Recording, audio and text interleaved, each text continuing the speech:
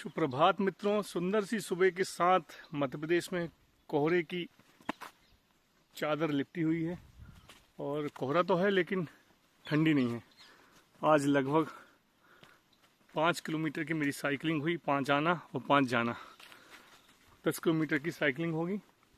7 जनवरी 2024 हमारे 23वें तीर्थंकर व 7वें तीर्थंकर भगवान श्री पार्श्वनाथ जी व 1008 श्री चंद्र प्रभु भगवान जी का आज जन्म कल्याणक है।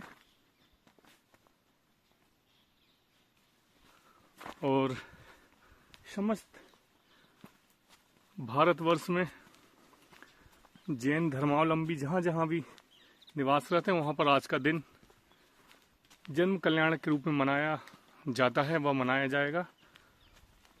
आज 1008 श्री चिंतामणि पार्श्वनाथ जी का 2900 अर्थात 29वां जन्म कल्याणक है।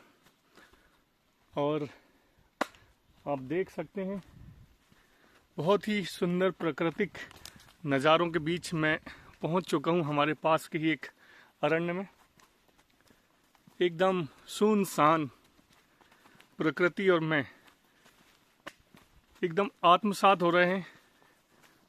इतनी सुंदर जगह है। और ये घर से मात्र 5 किलोमीटर की दूरी पर।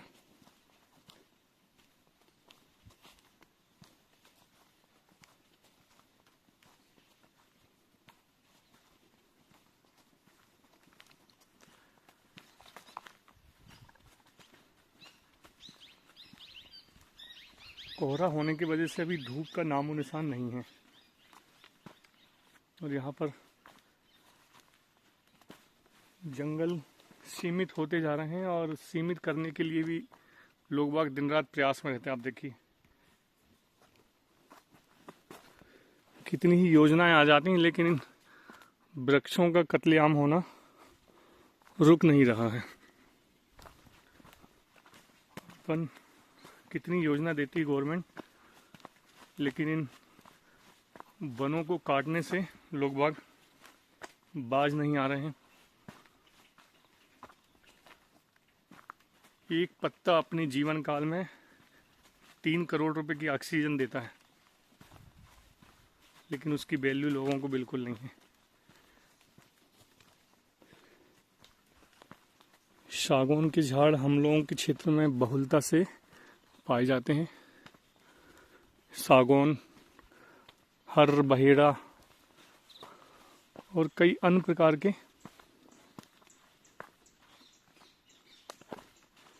जंगली वृक्षों से आच्छादित है छोटा सा अरण्य। –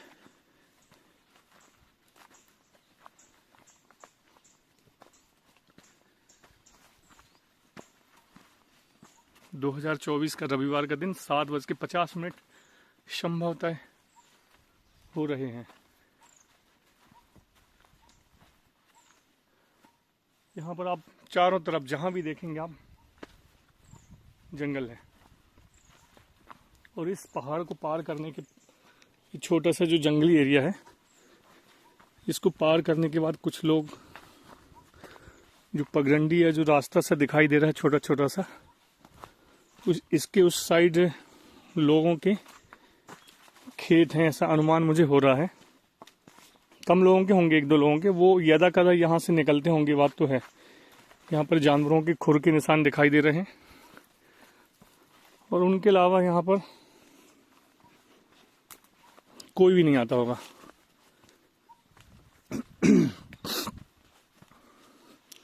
इस सागौन का पत्ता देखिए आप, इतना बड़ा पत्ता होता है सागौन का।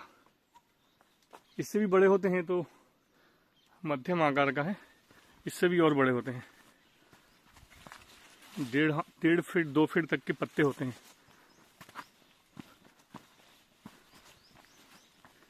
नैसर्गिक सुंदरता इन जंगलों में है।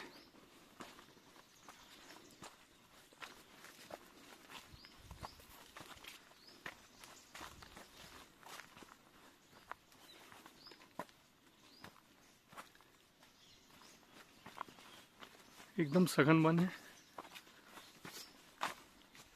और जहाँ मैंने बताया आपको, हमेशा जैसे बोलता हूँ मैं, जहाँ वन है, पहाड़ है, नदी है, वहाँ तो कुछ नहीं भी हो तो वो सब सुंदरता में स्वतः शामिल हो जाता है। ये क्या चीज़ है भाई?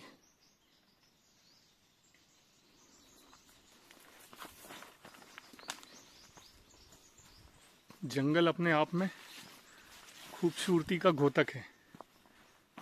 एकदम शांत अरण है यहाँ पर। ओस के टपकने की आवाज आ रही है। ओस जो रात भर जो पत्तों में जमी होगी, जैसे जैसे दिन निकल रहा है तो वो टपक रही है, उसकी आवाज यहाँ पर बहुत सुंदर ढंग से सुनाई दे रही है। ये पत्ते देखिए। ये नाला है, लेकिन ये बारिश का नाला है। बारिश के नाले में जब पानी आता है तो वो लक्षण दिखाई दे रहे हैं कि ये पूरा फुल होके जाता है।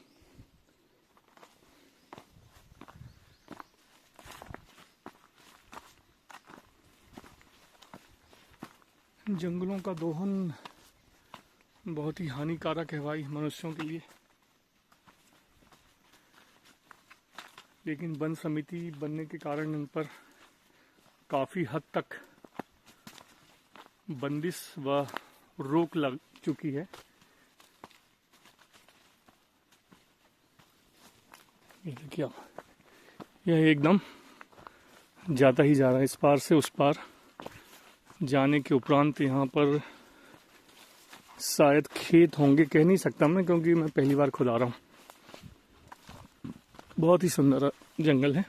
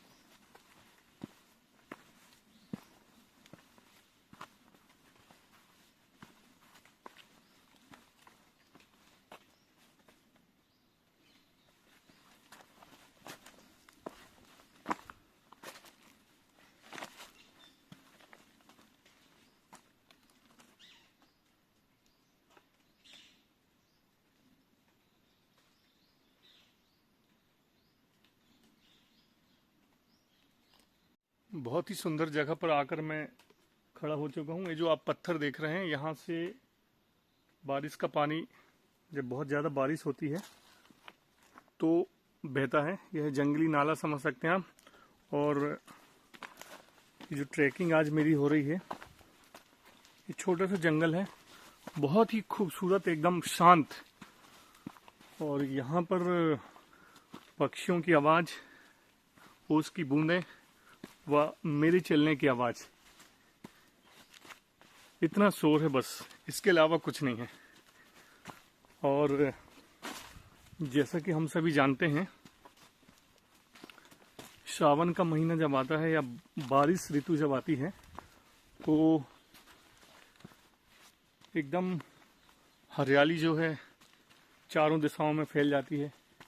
आप ये देखिए झाड़, कितना विशाल झाड़ है, कितना विशाल झाड़ है देखिए। तो मैं कह रहा था, बारिश जब आती, बारिश के समय में चारों दिशाओं में हरियाली फैल जाती है, तो वह सावन कहलाता है पहला। जिसे एक कहावत है, कहा जाता है, सावन के अंधे को हरा ही दिखाई देता है हमेशा। लेकिन एक और सावन आता है, वो गर्मी में आता है। अभी महीना चल रहा है पौष का, इसके बाद माघ, फिर फाल्गुन। गर्मी जैसे आती है, ग्रीष्म काल का जब समय आरंभ होता है, तो एक और हरियाली फैल जाती है जंगलों में। जी हाँ, वह नैसर्गिक रहती मान सकते हैं। सागौन के जो पत्ते होते हैं वह ग्रीष्म काल में ही, आप देख रहे हैं मेरे साइड चारों तरफ, इस सागौन के जो पत्ते हैं इनका झड़ना लगभग आरंभ हो जाता है इस समय। और ग्रीष्म काल पर यह एकदम हरे नए नए जब पत्ते आते हैं उनका जन्म होता है। नई नई कोपलें, नए नए सुंदर से पत्ते, और वह गर्मी में ही आते हैं, यह विशेष बात है, वह बरसात में नहीं आते हैं।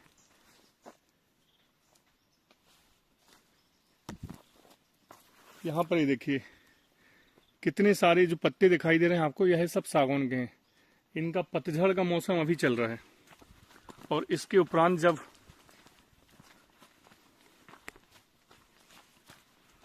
ग्रीष्म काल आरंभ होगी या ग्रीष्म काल के मध्य में इन पर नए नए पत्ते आ जाते हैं, तो वह एकदम इतने सुंदर दिखते हैं हरे कि मनुष्य भी उनको वह रंग नहीं दे सकता जितने वह खूबसूरत हरे रंग के होते हैं। और आज की ट्रैकिंग ज़बरदस्त, मुझे भी यह लकड़ी वहाँ पर मिली तो मैं सोचे चली जहाँ तक मेरी साइकिल खड़ी वहाँ तक इसे लेके चलता हूँ, थोड़ा अच्छा लगता है, ट्रैकिंग का एहसास होता है। ओस की बूंदें यहाँ की शांति प्रियता को भंग कर रही हैं, और एकदम प्राकृतिक माहौल में यह पक्षियों का कलरव सुनाई दे रहा है। छोटे छोटे जो भी जीव हों, पक्षी हैं, चिड़िया है, और सागौन के विशाल विशाल पत्ते जिन पर ओस की बूंदें रात भर से जम जाती हैं, और जैसे ही सुबह होना आरंभ होता है वह टपकने लगती हैं। इसकी मधुर ध्वनि बहुत ही सुंदर सुनाई दे रही है।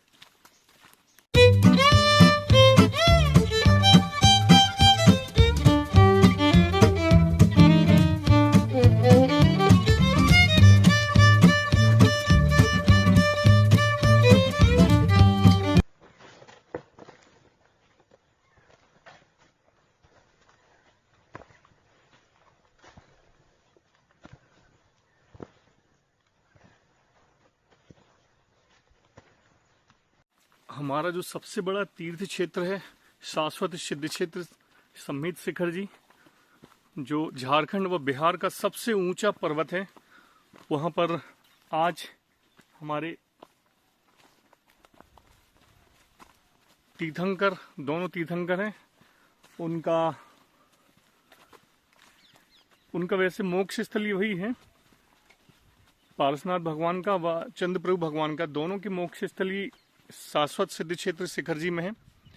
और आज वहाँ बहुत भीड़ भाड़ होगी, उसी का संक्षिप्त रूप आज यहाँ ऐसा ट्रैकिंग करने के उपरांत ऐसा लगा कि जैसे मैं शिखर जी की वंदना पर निकला हूँ। लगभग 5 या 6 साल हो चुके हैं, इतने भाग्य नहीं जाग रहे मेरे कि मैं शिखर जी जा पाऊँ फिर से। बहुत दिन हो गए, 5-6 साल से नहीं जा पाया हूँ। उसी का संक्षिप्त रूप यहाँ पर आज ऐसा लगा कि आज वैसे भी दोनों भगवानों के जन्म कल्याणक है। शाश्वत सिद्ध क्षेत्र शिखर जी में बहुत भीड़ होगी, उसी का अंश आज यहाँ पर कुछ ऐसा लगा कि मैं शिखर जी की वंदना करने निकला हूँ। हालांकि मैं शिखर जी जब भी जाता हूँ तो लकड़ी लेके नहीं जाता हूँ, बिना लकड़ी की ही मेरी वंदना पूरी होती है। वैसे ही सुंदर सुंदर से प्राकृतिक नज़ारे आज मुझे यह अनुभव करा रहे हैं कि मैं उस शाश्वत सिद्ध क्षेत्र की परिक्रमा या वंदना करने आ चुका हूं। और यहाँ आने या लगभग उस संक्षिप्त सी पहाड़ी का समापन हो गया है और मैं उस पहाड़ी से निकल के बाहर आ गया हूँ। मेरी साइकिल मेरी प्रतीक्षा में है। ये देखिए, आज लगभग 10 और ये लकड़ी मुझे वहाँ मिल गई थी। मैं इसको यहीं पर छोड़ देता हूँ, किसी और के लिए काम पड़ेगी। मध्य प्रदेश में कोहरा तो मैं बताया आपको ज़बरदस्त है। 3-4 दिन से कोहरा बहुत एकदम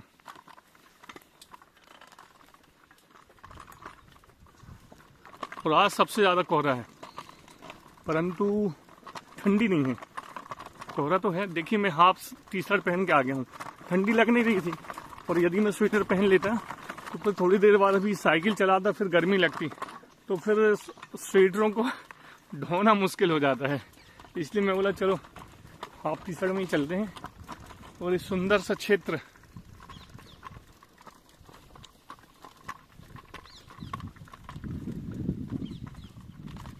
आज की साइकिलिंग में शाश्वत सिद्ध क्षेत्र सम्मेद शेखर जी का थोड़ा सा अंश मिला, समझ सकते हैं आप। ऐसा अनुभव हुआ कि मैं सम्मेद शेखर जी की उस वंदना पर निकला हूँ।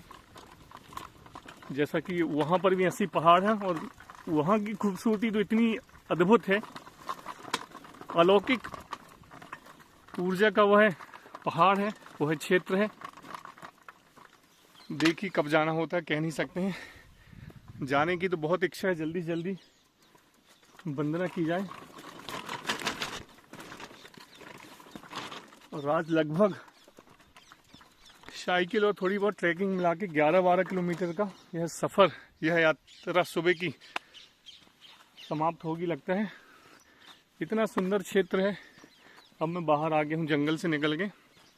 ये आप रोड देखिए, पक्की सी रोड, पूर्ण रूपेण में जंगल से बाहर आ गया हूँ। आना जाना लगभग पैदल 1 या 1.5 किलोमीटर होगा, पर बहुत, यदि आप प्राकृतिक प्रेमी हैं, प्रकृति के प्रेमी हैं, तो ऐसी जगह आपको भी पसंद आएगी। इस जंगल के भीतर मैं गया था। चलिए मिलते हैं फिर अगले ब्लॉग तक। आप अपना व अपने परिवार का ध्यान रखिए। और आज जैन धर्म के 23वें तीर्थंकर 1000 पार्श्वनाथ जी व चंद्रप्रभु भगवान जी का जन्म महामहोत्सव है। आप सभी को मेरी तरफ से हार्दिक शुभकामनाएं। मिलते हैं अगले ब्लॉग में फिर। सुप्रभात, जय जैन, वंदे मातरम, जय श्री राम।